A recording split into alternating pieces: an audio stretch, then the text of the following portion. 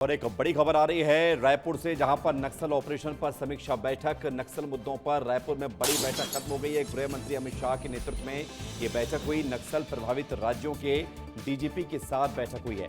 बैठक में deputy CM Vijay Sharma भी मौजूद रहे।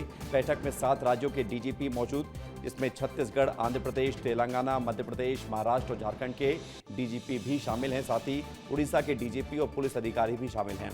गृह मंत्री अमित शाह की शुरू हुई दूसरी अहम बैठक, जिसमें एंटी नक्सल ऑपरेशन से जुड़े हुए अधिकारियों के साथ बैठक की गई।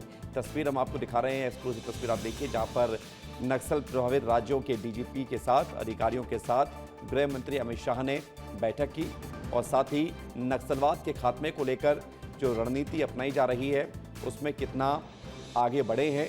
31 मार्च 2026 तक का जो टारगेट है उसको अचीव करने में क्या क्या हर्डल्स हैं, क्या क्या चुनौतियां हैं, इसको लेकर भी चर्चा हुई है।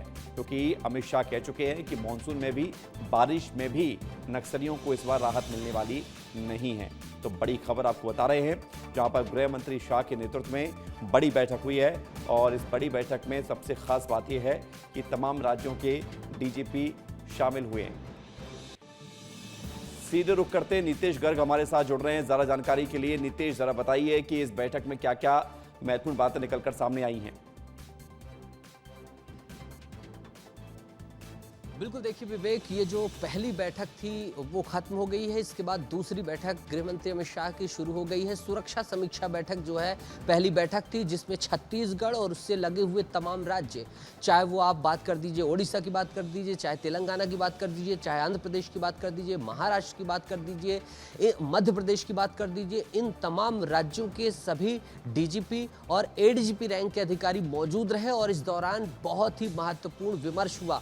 विमर्श क्या था? विमर्श ये था कि अभी तक किस तरीके से ज्वाइंट ऑपरेशन चलाए गए, क्या कुछ सफलताएं थीं।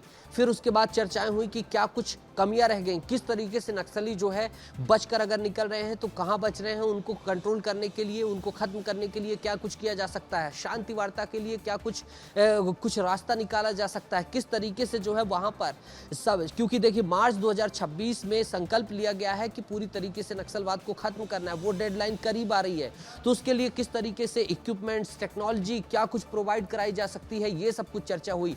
राज्यों के समन्वय पर जोर दिया गया कि जिस तरीके से अभी तक का जो समन्वय रहा, 400 से अधिक नक्सली मारे गए, वो समन्वय और जो है मजबूत हो सके और अच्छा उसमें इन्हेंसमेंट हो सके, इसकी बातचीत हुई। क्या जो है किस तरीके से जो है इंटेलिजेंस, खुफिया जानकारियों को जुटाना है, उनको जो है साझा करना है एक साथ, किस तरीके से, इस पर चर्चा हुई। बड़े जो नक्सली जो मारे गए हैं, चाहे वो आप जितने भी बड़े नक्सली, चाहे वो चलपति की बात कर दीजिए, अभी अरुणा मरी है, इस तरीके से बहुत सारे जो नक्सली मारे गए हैं। यानी कि नीतीश, नक्सलवाद के खात्मे को लेकर रणनीति बनी है, अंदर की बात यह है और जो जरूरत है उस पर ध्यान दिया गया। शुक्रिया आपका हमारे साथ जुड़ने के लिए।